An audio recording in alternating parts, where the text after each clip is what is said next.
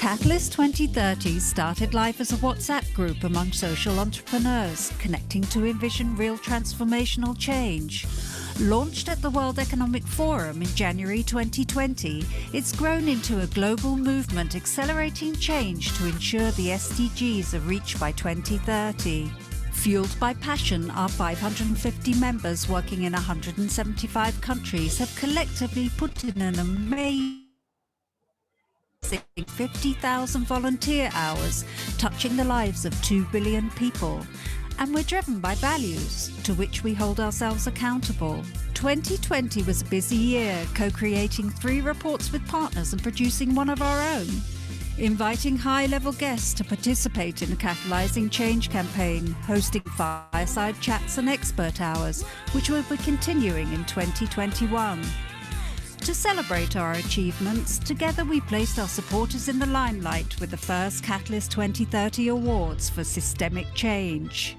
With the blessing of the Dalai Lama, we celebrated finalists and winners in the following categories: special recognition for our early supporters, individual philanthropists, donor organizations, philanthropic intermediaries, corporate organizations, bi- and multilateral organizations, and 4 regional winners in the category of national governments. And now on to Catalyzing Change Week 2021. During this social entrepreneur-led event, we bring together diverse stakeholders in over 100 sessions to showcase their systems change efforts and the best practices that can accelerate our work in pursuit of the SDGs.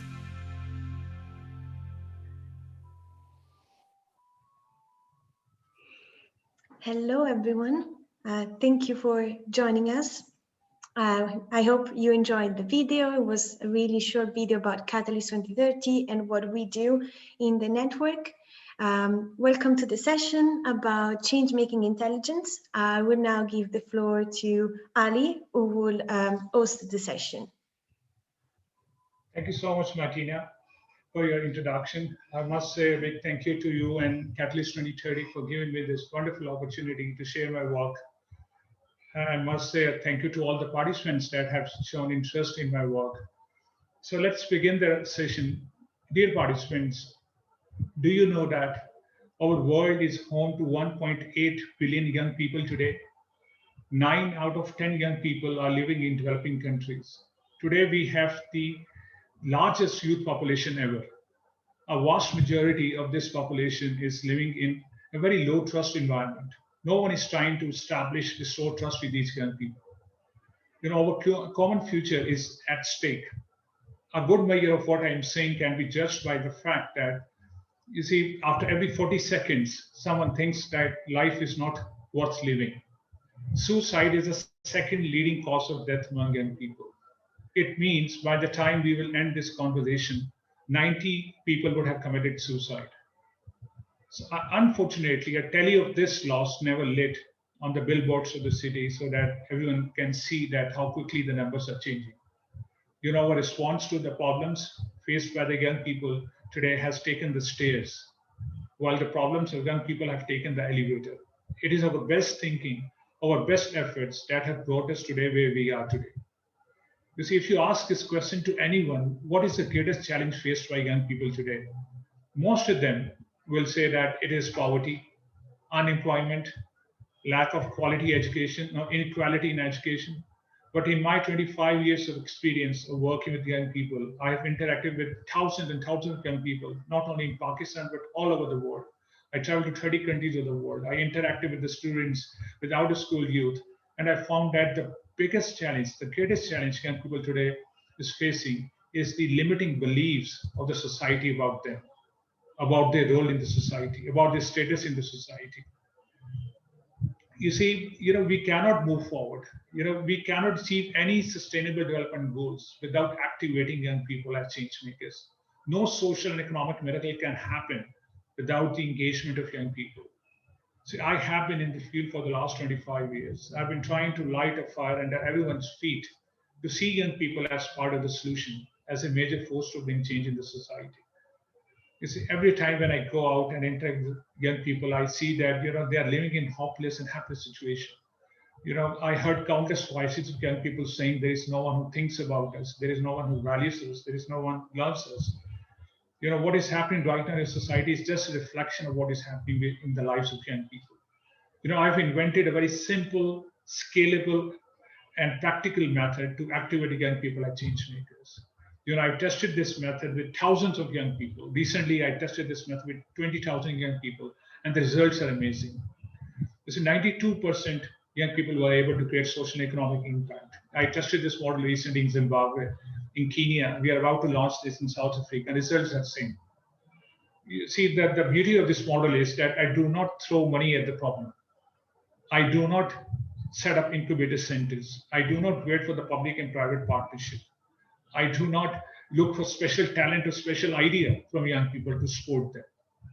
You see, I've busted this myth that change making is only possible by the educated, by the privileged, by the skilled youth. In my work, I've shown that all young people, irrespective of their gender, of their color, of their socioeconomic background, of their education status, are fully capable of driving change in the society if they are challenged respectfully. So in short, I'm on a mission to change the landscape of youth development field. I'm on a mission to provide at least one opportunity to every young person to become a change maker. And I'm on a mission to redefine success for young people. So, moving forward, redefining success for young people, this is the core purpose of my work. This is the core purpose of my existence. You see, what is redefining? Basically, when you look at the way we define success for young people, it gives you an idea why young people today are feeling left out. You see, success is defined, unfortunately, in our society in terms of their ability to perform well in academics. In other words, school achievement. If you are unable to perform well in academics, then you're considered as an intelligent person. If you are unable to perform well, then you're not considered worthy of any sport and opportunities. Success is defined, unfortunately, in our society in terms of your ability to follow rules and regulations. It is defined in terms of your ability to obey, to stay away from problems. It is defined in terms of your ability to make less mistakes. And especially if you're living in a developing world, in India, in Pakistan, in Bangladesh, or in a country in Africa, and you can't speak a foreign language, especially English, then regardless of the fact how educated you are, you will be considered as an illiterate. So unless and until we change this definition of success, we will never be able to reintegrate young people into the development process. We will never be able to benefit from the creative abilities of young people. Society thinks that young people need to be fixed first before they can be developed. Teachers and parents think they need to be developed first before they can be engaged. These two principles of fixing first or developing first, not helping young people to use their potential for their personal good and greater good. You see, just look at reward is on obedience. If you obey well, you will be promoted in education system. You will be given respect. Otherwise, if you try to be innovative, creative, you have to move out of the education process. Perhaps you have so many case studies that people have to move out to create, invent, and innovate. 2% people decide what 98% people do. And this is because of the education. For me, this is not education, this is miseducation, because it is dividing population today. It is creating a division in the population that these are educated, these are uneducated, these are skilled, these are unskilled. And we are making a terrible mistake by dividing population, by saying them that they are not capable. Human beings, in our tradition, human being means that you are qualified by God. You are blessed with all the faculties. The more you use the faculty, the more you develop. Unfortunately, when you are declared a failure, it is very difficult for a person to use their inner treasures, inner resources to do something for them and for the society. You see, just look at the grading system. Grading system is used to determine the potential of young people in our society today. For me, grading system has degraded so many lives. Grading system has destroyed more lives than the bad economy. Just look at how many lives have been destroyed because of this. Because I send my kids to school not to get grades, not to get a letter or number for education, to learn. But unfortunately, what happens when you grade them, you basically develop a kind of psyche in them that grading is everything. Working hard to achieve good grade is not same as working hard to get good education. And today, grading has really affected the relationship between young people and the society, because they think they need to only memorize. If they want to create and innovate, there is no space for this kind of grading within the education system. So I think this is the biggest the challenge we're facing right now. Why young people today are feeling left out? It is not because they don't have opportunities. It is not because they don't have education. It is because the way we assess the potential of young people, the way we define success for young people. And moving forward, you see, just imagine for a moment, labeling someone very intelligent or a failure can be disastrous. I have met in my 25 years of life so many young people with gold medals, and they have never ever used the power of imagination. They have never ever used their power to create, invent, and innovate, and they think they are the most intelligent people in the world. On the other side, I have met people who have been declared failure by the society, by the state. And once they are given the chance, given the opportunity to do something, they do things which even the most educated people can't do. So, something is terribly going wrong at the moment. And unless and until we change this, we will never be able to create space for a large number of young people. We'll continue to see the numbers will increase. Why suicides are increased? Why mental health issues are increasing among young people? Because the way we define and success, the way we assess their potential. So where we go from here, my question is, the most important way, in my opinion, what I have discovered over the last 25 years, the best way to assess the potential of a person is to see his or her ability to create, invent, and innovate, to see his or her ability to create something that is valuable for the society, to see his ability to drive change in the society, to see his ability to read the environment and see what is missing in the environment, to see his ability to be first, fast, and unique in meeting the needs of the society. When you use this criteria, you will see you will create a space for millions of young people to reintegrate into the society socially, economically. Whenever I have gone to the communities where young people are left out and I provide them the opportunity, I create, trust-based environment for them. You see that within no time they were able to identify the missing links. They were able to identify things which needs to be corrected only when they're trusted as a change makers. My model is based on very simple 4 steps. Probably I will share this later on. But the most important thing for us is to change the definition of success. We need to use this definition because unless and until we change the definition, we create this definition where young people are not assessed by their ability to memorize things, but by their ability to create things, to invent things, to innovate things, to create and add value in society, to spot opportunities, then I think we will be able to, save many lives. And, as I've said that recently I've tested this model with 20,000 young people and the results are absolutely amazing. 92% were able to create social and economic impact. And these young people were declared failure by the state. I decided to engage these young people recently because I wanted to prove my model that despite of the fact that state is providing them the scholarship, state is saying that, they are liabilities, they are problems, they need to be in school, they need to learn something. And I went to these institutions, I talked to the head of the institution, I said, just give me a chance to engage them for just a short period of time for 2 weeks. And the first question was, what are the conditions? How are you going to engage them? I said, I will give them a small amount of money on the condition that they will return this money, like $25, and they will return to me, and then we will see what happens. And I will ask them to go and find a way to add value in the society. Initially, they thought about this idea and they came back to me and they said, this is not possible, Ali, because these young people are not from educated class. They are from broken families. We are providing them the stipends. They can't do anything. They have no entrepreneurial background. So, I was seriously challenged. So I decided to change the model. I said, okay, profit or loss, I will take it. Just give me a chance to engage these young people. I can't believe this. When they gave me this chance, I had a session with the principal, 79 institutions engaged. All these institutions are providing scholarships to these young people. I brought the top leadership on board. I asked them to create the conditions where they are encouraged and motivated for a period of at least 1 month for the work they will carry out in their fields. And can you believe that after 4 months, when we check, what happened, we invested $30,000. And after 4 months, when we checked the account, we had $56,000 in our account. Within no time, these young people were able to create massive impact on the society. They served, thousands and thousands of people. And they showed us that, there is no problem with the young people. The problem is with the system, with the paradigm, which is stopping them, which is not giving them any space to do something. So what I'm trying to say here is, creating value should be the prime objective of education. Students should realize that they do not exist only to take information, or receive information. A teacher should also realize that they do not exist only to give information or give knowledge to students. Both should have their justification in creating solutions of the problems faced by the society. I call this a concept change making, because change making is thinking and acting in a manner that can benefit the society. For me, change making journey begins with small steps. It is in those small steps that you find the purpose of your life. When you start making small steps, you start creating space for bigger things in your life.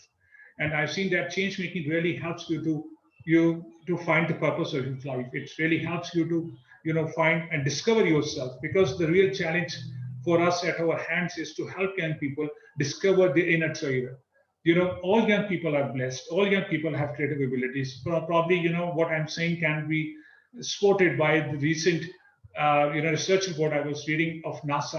They have devised a test, and they have tested children, 1,600 children, and they have come to the conclusion that 98% children were born geniuses. They had wonderful ability to create, invent, and innovate. As they grow older, as they reach the age of 15, this creativity level drops down to 12%. So imagine, when they start, they were all very creative. As they put into the system, they were formatted and they were not given any chance, and their creativity level reduced to 12%. So in my work, basically what we do, we encourage young people to take the first step. We put them on the path of discovery. For me, this change making is like putting them to the path of greatness, because once you are on the path, it is easier for you to get to your destination. Young people today have big goals, have big visions, but they don't know how to start. By providing them a small opportunity, what happens, you create conditions where they find their power. For me, change making intelligence is your natural ability to create social and economic impact in a wide range of environments. It is your ability to create something that is valuable for others. And I believe everybody is blessed with this ability.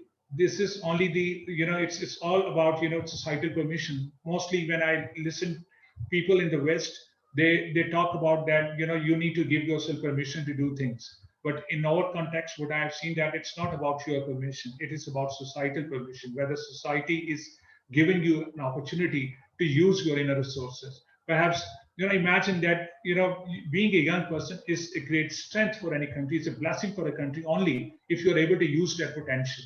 But unfortunately, we think that the only way to use the potential is to just, block them, is to just focus on, attaining education and skills.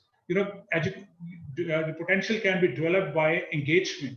And the best way to develop a potential is to basically engage young people in change making. The moment they will engage, they will stay away from problem. They will learn soft skills. The best way to learn soft skills is through interaction with the society, through interaction with real problems, with the real scenarios. And unfortunately, all these things are not basically considered while designing programs and policies. We design programs, we rebrand programs, and we try to do the same thing again and again. For me, it is very important that the concept of change making should be integrated into the system. This ability to create value should be part and parcel of the education, because the moment you will add it, you will create space for so many young people who have been bypassed, who have been neglected, who have been absolutely isolated by the society because of their inability to meet the academic criteria. Thank you so much, Ali. This is very interesting. Therefore, I have some questions. So first of all, what are the unique characteristics of change-making intelligence, and how change-making intelligence is different from other intelligences? You see, when we talk about change-making intelligence, for me, change-making intelligence is the mother of all intelligences, because this is the only intelligence which immediately transforms you from shelter to the shapers of the society, from service seekers to service providers, from citizens in waiting to citizens in action. Because this is the only intelligence which is measured by your impact on the society. It is not measured by your ability to gain from the society. It is the only intelligence which connects you with the society. It builds your relationship with the society. It is the only intelligence which basically, unifies your heart, mind, and spirit. For me, the second characteristic, I believe that change-making intelligence cannot be concealed. Unlike other intelligence, you don't see the hard work, the impact of hard work, done by the students for years. Students go every day to colleges and universities and schools. You don't see any impact for almost a decade. But unfortunately, this is the best time for young people. If you are not doing anything in your 20s, trust me, you will suffer in your 30s. If you're not doing anything in your 30s, you will suffer in your 40s. And this is what is happening with young people. They are deliberately deprived of any opportunity to do something in their 20s when they're at their best. So, change-making intelligence cannot be concealed. The moment you go and do something in the society, your identity will be established. You will align yourself for resources, for partnerships, for opportunities. And, this is not something that can be done by sitting on the sidelines. You have to take step in the field. It's not enough for you to just complain. It means that you are doing something. You are creating a product. You are creating a service which benefits the society. Number three, change-making intelligence leads to knowledge creation. It is like a scientist. When you go out, you see what is missing. You read the environment and you decide to do things which is, which is not being done for the people. You see there is a market failure. Like a scientist, you observe things and then you plan, you use your faculties and you decide to do things which nobody else doing right now. So basically, it helps you to, work as a scientist. It leads to knowledge creation. Next, knowledge for me, change-making intelligence also involves so many disciplines. When you're out, when you're trying to do something, it's not that you are coming from a business background or you're coming from a social background. It's so many fields will be automatically integrated. You will learn finance, you will learn sociology, you will learn marketing, you will learn anthropology, you will learn so many things. You will learn about culture, you will learn about management. So many aspects, so many disciplines would automatically be learned by a student by carrying out a project in the community. And then change-making intelligence basically shifts your focus from person to the society. You see, it demands the ownership of the society. Today, I ask you this question to all of you, that how many young people takes the ownership of the society? How many young people are allowed to take the ownership of the society? What is missing in the lives of these young people who are committing suicide? As I've said, it's because they have not developed a sense of connection with the society, a sense of usefulness, a sense of belonging, a sense of ownership of the society. And change-making intelligence immediately pushes you, encourages you, inspires you to get in touch with the society, takes the ownership and see what is missing and take the first step in the field. So it really helps you to do things which you have never imagined in your life.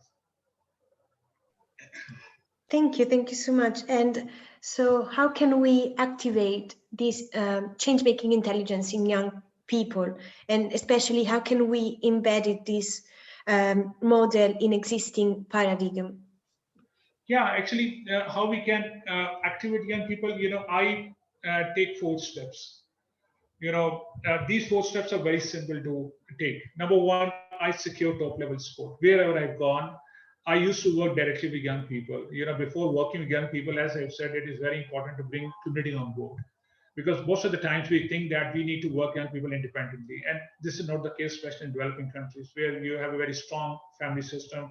Even in the developed countries, you see that young people are not growing up in projects. They are growing up in paradigms. And these paradigms are not controlled by young people. They're controlled by experts, by parents, by society, by teachers, by other political leaders. So it's very important to understand the context and to bring the top leadership on board. The first step I always do is to secure top level support. I meet the top leadership of the university and technical institutions, education institutions, or the community stakeholders. I bring them on board. I share with them that this is what we are going to do, and this is how we are going to benefit from this, and this is how the young people would benefit from it. The second step is to inspire belief in young people. Whenever I go and meet young people, or my team, meets young people, we just send this message very strongly that we don't care what is your background, what is your economic status, what is your social status, what is your education status. We don't look at your report cards. We know that all of you are born with great resources. You are all born rich. You have all the things you need to be successful in life. Only you need to use those resources. You see, it's very interesting. I will share this later on, that why this model is so successful in comparison to other models used to help young people to set up enterprises. I can draw a very interesting analogy. Probably I will share later on. So in the second stage, we inspire young people belief that, yes, you can do this. And remember, young people have developed this a very negative attitude about themselves. It is because of society. Young people have started doubting themselves because the way society treats them. How do you know about your value? Society tells you about your value. Then you start, valuing yourself. If the society doesn't value you, at the end of the day, you think in the same manner. You don't see yourself as a someone, who is gifted, who has resources to do things nobody else has done. So unless and until you create conditions where they feel that yes, they are special, they are not ordinary, they are not statistical cattle, they are not those, they should be counted. Each and everyone is special in their own way. So this is the second step we take. And the third step, it's not enough to just tell them that they are great. You trust them. You have to take a practical step and show them that you really trust them. So what we do, we offer them a trust-based investment. The third step is to offer them trust-based investment. Trust-based investment is unlike other investment. It's not a grant. It's not a loan. As I've said that, I give a small amount of money from like, $10 to $25 and ask young people to form a small team of 3 to 5 people and go out and do something, on the condition if there is any loss, I will take it. I will not ask you to return this money. But you have to share with us how you have, lost this money. And if there is any profit, you take away 50% profit and you donate 50% to us so that we can engage more young people. And as I have shared with you, we have engaged 20,000 young people, and the results are amazing. So 92% were able to create social economic impact within no time. And you know why they have done this? Why they were able to do this? And why startups fail all over the world? Because startups start focusing on looking like entrepreneurs. They start focusing on external resources right from the first day. And in our work, we focus more on using your internal resources, using your capabilities which God has given to you. When I say change-making intelligence, it is, we are all born with it. It is above all other intelligences because it is beyond knowledge. It is beyond education. It is above knowledge. It is more superior to knowledge. It is one step ahead of knowledge because we are creating it, imagining things nobody else has done yet. And that's why, what happens that when you encourage young people, not by money, but by trust, and by giving them a very small amount of money, they start relying more on their inner resources rather than on external resources. They don't want to look like an entrepreneur. Most of the times when you give money to, someone who has a great idea, the first thing they do, they buy fancy furniture, they set up office and they do things and they consume a lot of value. On the other side, when we engage young people, the first thing we ask them to go out and create value. So they focus on creating value from the first day rather than on consuming value.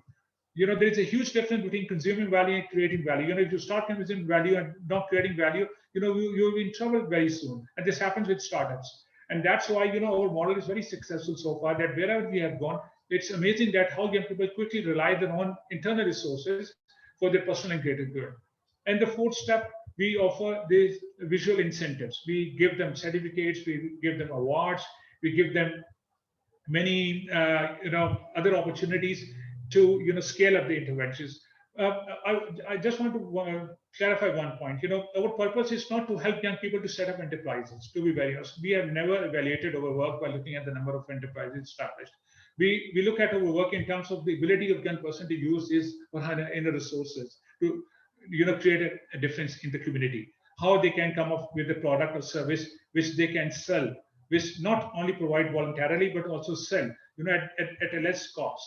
And this has been very successful so far because wherever we have tested, as we have, I have shared with you, I've tested this model in Zimbabwe recently, in Kenya, and we are about to launch this in South Africa. And the results are seen. All young people are capable of doing this when they're encouraged and when they're motivated. So these 4 steps, I repeat quickly: securing top-level support. Number 2, inspiring belief in young people. Number 3, offering them trust-based investment. And number 4, offering them visual incentives. These 4 steps, these are very easy steps. Wherever you apply these steps, wherever you implement these steps, you will see that you will see the results immediately. Again, people will find their power. They will find the power within them, not outside them. Most of the times we talk about external economy. I think the most important thing is your internal economy, how you look at your resources within yourself, how much you use your power to imagine, your power to express, your power to create, your power to build, your power to collaborate, And suddenly when you start relying on it, start developing your careers. And for me, this is the best way to develop your career. Most of the time, young people are talking about how to build good careers. I think the best way to build good career is to go out and find a way to add value. This is how you build careers. You find the purpose of your life. Otherwise, finding a job which can pay you well will not help you to, build your career in the long run. Yeah. Thank you so much. And how did you arrive at this model? Yeah, that's very interesting question. It's a very it's a long story to cut it short. What happened? This work was never on my radar, to be very honest. When I look at my life from where I started, uh, how I arrived at this vision, it was not just I one day I woke up and decided to do this. It's a very interesting story, and this story really changed the course of my life. After doing my post graduation in political science from Government College Lahore, I decided to join a non-profit institution called Family Planning Institution of Pakistan. And I was very lucky. I got the job immediately. Almost the second day I left my college, and I was given the task to monitor and supervise sexual reproductive health programs of young people. So at that time, it was a new opportunity for me. But I had the shock of my life because I had no idea how to add value in the society, because I was coming from experience of sitting in a classroom for 16 years, and suddenly I was thrown in the market and I have to learn how to conduct sexually reproductive health programs for young people. So as part of my work, I used to travel a lot. I was asked to conduct sessions for young people. While I was conducting sessions on reproductive health, I realized that the work I was doing had a very little impact on the lives of young people. I realized that, young people who are sitting in front of me, they had so many other worries. What I have been, offering to them has no real connection with their life. They have parents who are on the ropes. They have, so many things to basically pay. They have have to pay the electricity bills. They have to pay the bills for the medicine of their parents. And what I was offering to them is just only a piece of information. I was trying to solve all their problems with the dose of sexual reproductive health information. So I started pressing my work, and I was not very happy with the impact of my work. Deep down inside, I know that my work has a very little impact. And on the other side, I was getting promotions. I got, I became assistant director, then I became deputy director within a short period of time. But, I started questioning my work, and I started questioning to my supervisor that, why we are not expanding the scope of the work, because this is not something young people needed right now. All these young people have so many other things to do. And then one session which really changed the course of my life, and I was invited to conduct a session in Lahore, in Creamtown, where when I went to conduct the session on reproductive health, but I saw a huge crowd waiting for me. And I thought that, they might be misguided. I'm not a political person, why they have gathered into such a big number. And I thought my supervisor has done a mistake by asking me to conduct a session, because I was asked to conduct a session with the young people on sexual reproductive health. And when what I saw that there's a huge crowd of elderly people, children and women, and they were all waiting for me to make an announcement. So the person who was conducting the session was very blunt, and he was saying that people come here and they do nothing except they make promises and they deliver things which we don't want. And then I realized at this point, I have to change. I have to do things which really required by the people. And when I went to the stage, I spoke very briefly. I said, I'm here to listen to you and see what we can do. And then I moved back and I shared this problem with my supervisors, and they told me that this is beyond the scope of their work. So I decided to work with the community. I used to go in that community after my office hours, and I started working with this guy. And I said, what we can do together. And he really wanted to set up a school for children who are out of school. So I thought, I might not be able to help them because I don't have money. I can only support them. So, we decided to engage young girls who were left out. They were hardly educated. They were half educated in the age of 9 to 12. And we decided to engage them because boys were not available. They were out for work. And I was surprised that within no time, these little girls who were serving as administrators, as teachers, as counselors, were able to mobilize the whole community. And we mobilized over 400 children. And suddenly, those girls who were not even counted were able to create a huge impact on the community. And this school became the center point for education of the entire community. And this school ran for almost 20 years. And these girls who left their education at the age of 10, 11, restarted their education. Then they did their post-graduation and they find best jobs in big companies. And immediately, within a year, I was able to find the vision of my life. When I look at these girls, and they were not even counted when they are trusted, we didn't give them money, and they were able to come up with a great, plan how to educate their kids. And within no time, they were able to mobilize 400 kids. Then I decided that I'm going to set up an institution which basically focuses on helping young people to add value in the society, because that was the time I resigned from my job. I was serving as a deputy director youth in one of the biggest institutions in the country. I resigned from my job. I set up my own institution called Youth Engagement Services for Pakistan, with the slogan "Youth as a solution, not as a problem." And within no time, I was able to mobilize large number of young people across Pakistan. Then in 2008, I decided to take an institutional approach to engage institutions in helping young people to become change makers. And today we have engaged more than 1,200 institutions. We are working with 80 universities to help them align their structures to support youth-led change making across Pakistan. Thank you so much. This is really great work. And I see in the chat that some of our participants are really interested in having a conversation with you. So if anyone has question or would like to share an opinion, please feel free to unmute and participate if you have any question. Yeah. Hi, Ali. Hi. Hi. Hey, Joseph. Thank you very much for your talk. Very insightful. And I was trying to count the number of times you actually took a breath. You're very passionate, very committed. I work in Ireland with young people who have disengaged from mainstream. They come under the banner of NEET, NEET, not employment, education, and training. But 99% of the time they disengage because they're bored. The mainstream system doesn't fulfill them. It doesn't give them any sense of involvement or inclusion. And they disengage. They just don't understand the system that they're expected to take part in. A few quotes that might be of interest to you. Mark Twain was famously quoted by saying, "I don't let education interfere with my learning." And also Einstein, his quote was, "We can't expect to fix the problem with the same mindset that created it." Absolutely. So I am advocating the work I do for an alternative parallel system that allows young people who are naturally entrepreneurial, who are very, from a survival point of view, could buy and sell you. If we can challenge that into something positive, then it's the start of a potential career. Certainly looking at social enterprise as well.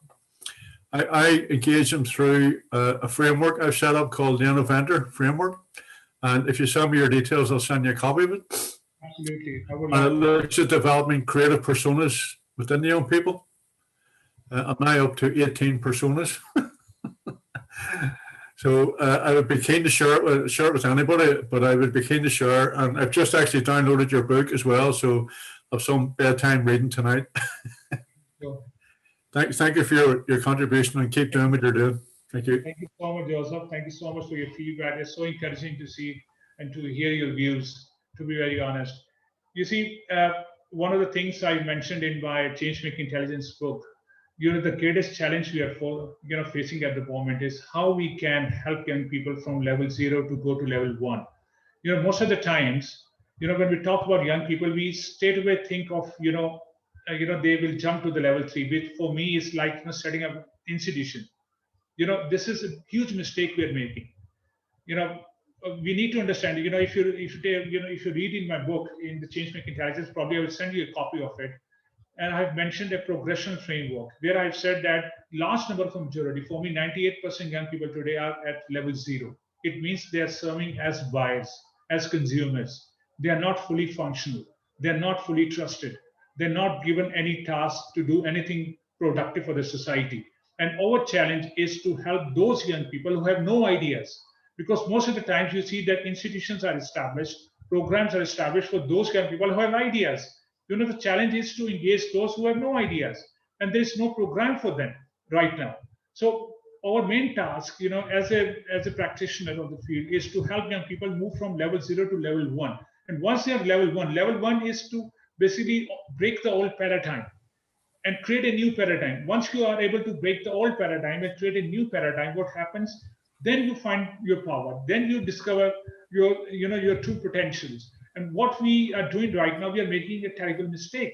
We think that young people who are not educated or even educated, they can straight away jump to the level 3. And level 3 is about setting up institutions, where talk about social enterprises or business enterprises. It's impossible. I was reading an article recently. It says 90% startups fail in America within 10 years. So 90%, what is the problem? When I look at my model, why it is successful? Because I don't encourage young people to look at, big picture right now. I said, just take baby steps, small steps, just look around and see how you can create and add value. Because in those small steps, they will find the purpose of their life. It's very simple. If I compare my model with all these programs going on, what are the differences? These models, these programs plan very big. They plan very big. Even they ask young people to plan big. They try to change the society when they can't even, bring change in the lives of 2 or 3 or 4 people. I call this premature optimization. You are forcing people to think so big that those who have not even done nothing at the moment, you are suddenly expecting them to change the entire society or community. Start by helping them to create small value. This is why the concept of change making is very important. You take small steps. It is in those small steps you find the purpose of your life. And then, you move forward. You decide whether you want to continue as an employee or as an employer. And then you decide. It's your call. You must not define success by only looking at the ability of your program to produce entrepreneurs or social entrepreneurs. You must look at the ability of a program to activate young people as change makers, and then probably you can evaluate after some time what happened after this experience. And if we create the conditions within the education sector, as we have pointed out, this is everywhere. Deliberately they are not being given a chance to use their inner resources to create, invent, and innovate. They have to go outside the system to do this. And perhaps this is the biggest missing link. And if we are able to, attach this, integrate this into the system, if we are able to create space, if we change a sense of merit, we are following a sense of merit. For the last 100 years, we just look at the academic record, just look at the change-making record, or look at both the academic record and the change-making record. Then probably you can start bringing change. Then, we need a new timeline for success. Most of the times what happens, young people have developed a very lengthy timeline, or they have inherited a very lengthy timeline for success. They think they don't need to do anything till 2025 or 30. Especially in my context, don't do anything till they are graduated from any university. They think it's not their responsibility, it's their parents' responsibility. By the time they're out, they have lost their youth. Being young, having a young youth population is a blessing only when you are able to use that potential. There's a difference between development of potential and utilization of potential. Development of potential sometimes limits your ability to use the potential. And this is what is happening. In the name of knowledge and skills, young people are trying to build their careers by taking courses and diplomas and doing degrees without realizing the fact that this is their best time. This is a period of strength. If they're not going to use it, this period will not come. If they're in 30s, they have lost the best period of their life. So they have to suffer in the next 10 years. They have to find a way to, reintegrate into the society, social and economic. And I totally agree to you. Probably I will send you the copy of my book, and I hope that you will enjoy reading it. Yeah, I agree.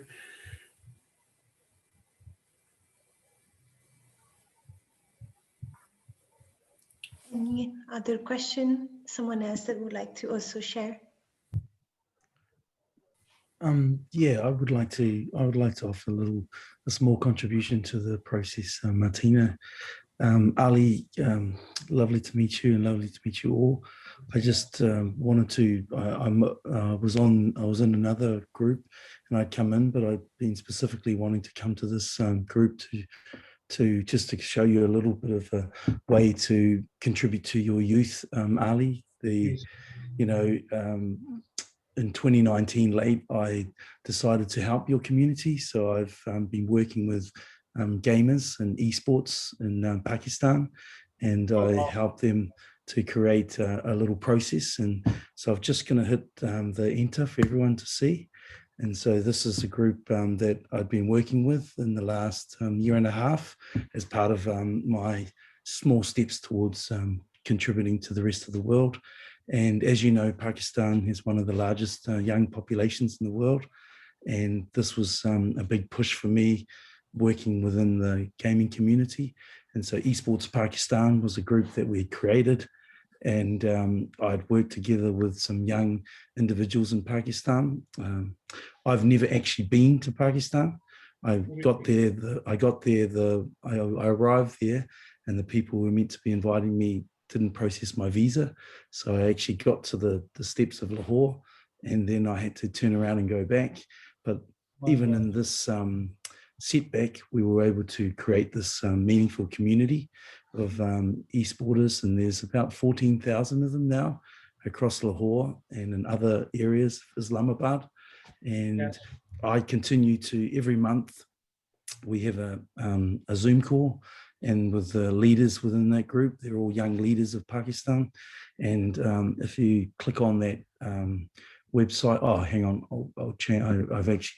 It's actually just esportspark.com. I accidentally hit the supporting in there. I'll write it in again. But these kids, you know, as we saw, as I decided, I had a lot of people who were helping me in the gaming community, and I decided that I would contribute a little bit. And so the kids there, what I based it on was to give them a grassroots development from the very bottom. And because everyone was saying, oh, politically, Pakistan is very unstable and it's got all these levels. And I decided, well, the kids don't need to impact on that. They just need to stay in their present footsteps and to understand what they want to focus on. And so we focused on their grassroots development. And as I mentioned there, the respect was very important for themselves, for the group, and for what they represent for their community within Pakistan. And education was obviously a big driver for me, being very privileged to come from a country where we take education for granted in New Zealand. And that was part of my process of helping and supporting. Now, when I was in London, I was trying to get some support for this little small community, and then I was laughed out of the room. But they're all friends of mine, and they were very influential in the gaming, and they said, no, there's no KPIs, there's no value there. And then within less than 6-7 months, we were able to create a world champion in Tekken 7 because of this development of the grassroots and making them understand that your parents, your process, your education and your system are very important. And I actually had a small hand in designing their logo for them, which is obviously, you know, that's the mountain goat of Pakistan and then the Southern Star. And that, I think that might come out now. That's all I had to say, Ali, that there are people in the world that, you know, that support your cause and support Joseph's and Miguel's and Martinez. And this is something that was very fulfilling for me, despite having not ever met our community yet, but in good time, I will once the pandemic has been taken care of. Thank you so much. It is so heartful, you know, it is so heartening to hear all that, what you're saying. And I'm so grateful to you for your help to, you know, help Pakistani youth to find their power. I have no words to express my feelings. And it is very kind of you to think of them, because yes, you are right, there's a youth quake in this country. And unfortunately, all the policies are driven in terms of, you know, prevention. You know, there are hardly any policies which really help young people to find their power. And if there are programs, and I'm very happy that you're supporting such a program that really helps young people to stand on their own feet and become contributing members of society, that would be, you know, excellent contribution. And you have no idea, you know, young people of Pakistan are very, very enthusiastic. You know, they need opportunities and they are desperately looking for opportunities. And any opportunity that comes across their way, you know, they take with both hands. And I would love to get in touch with you, know more about your program and see how we can, you know, support each other. Thank you so much once again for your support. It means a lot to me. Oh, 100%, Ali. Yeah, feel free to connect with me, and then I can show you the small roadmap we've been doing there. And it's it's going very well. They've also been able to connect with their Japanese community because Harada is a very big player in gaming with Taito, and I connected those two communities. And it was just really just COVID set them down a little bit, but because we've been growing it from a grassroots, very similar to our Māori culture at home, and I was able to help them in that sense and be clear to them that it's their 2 feet that is making the journey, and I'm just there to tautoko and facilitate and support. Thank you so much. It's lovely to hear that. Thank you so much for sharing this. God bless you. I think Peter also put a question in the chat that's really interesting. Ali, if you could share some strategy that you use to get institution or local government on board. Yeah, actually, I've shared this strategy already. See, you need to start by bringing top leadership on board. If you really wanted to help young people in the long term, it is not enough to just go and work with them directly.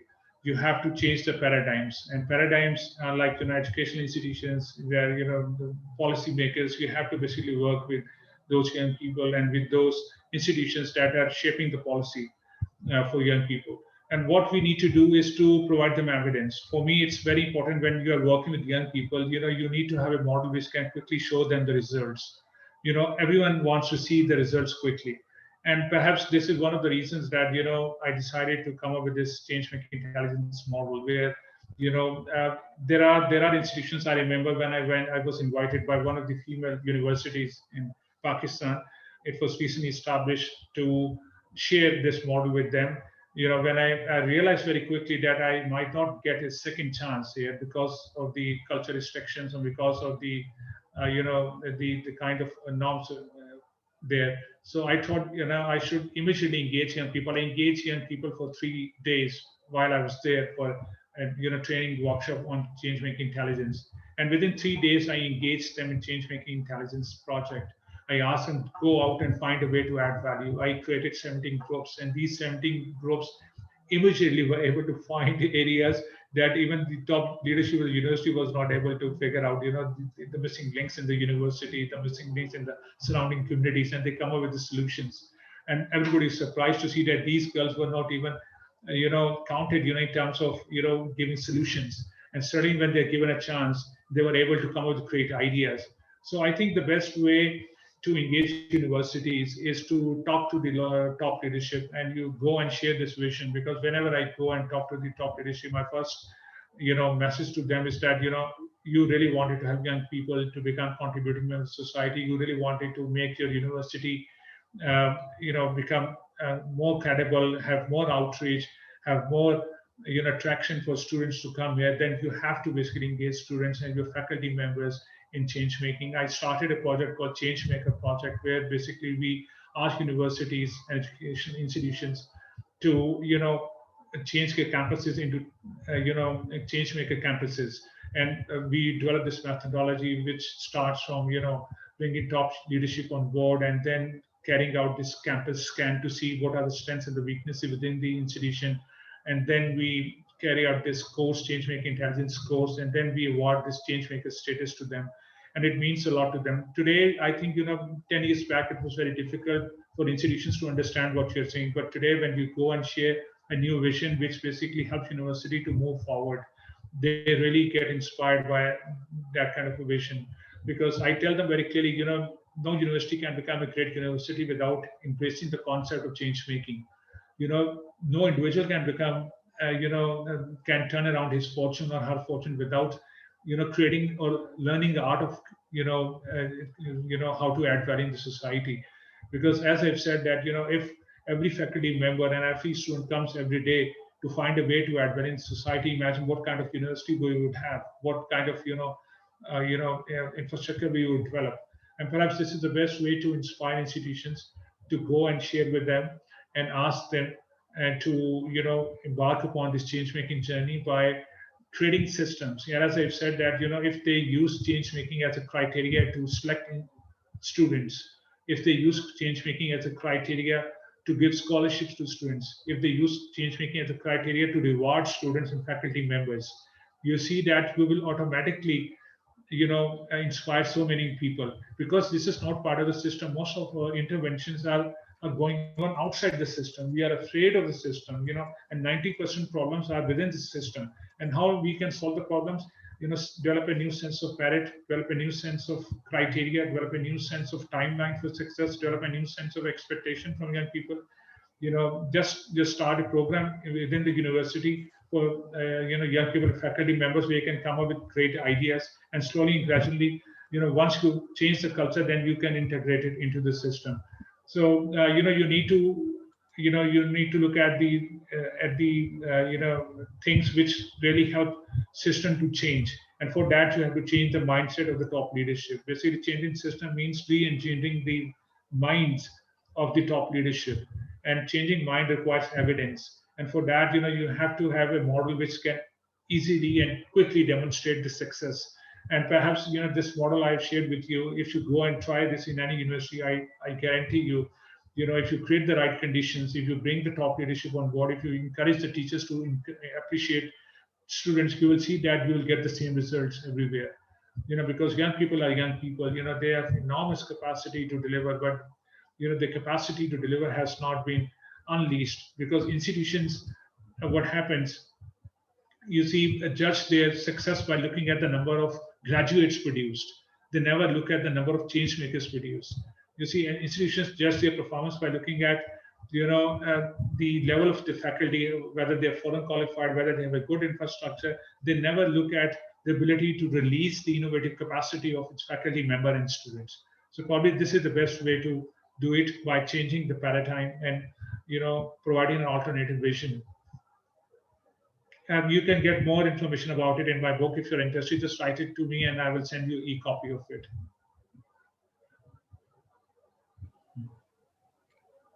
Thank you so much. Yes, so just to inform you, after this session, you will also receive an email about it with more detail and information. So you will learn more again about it later.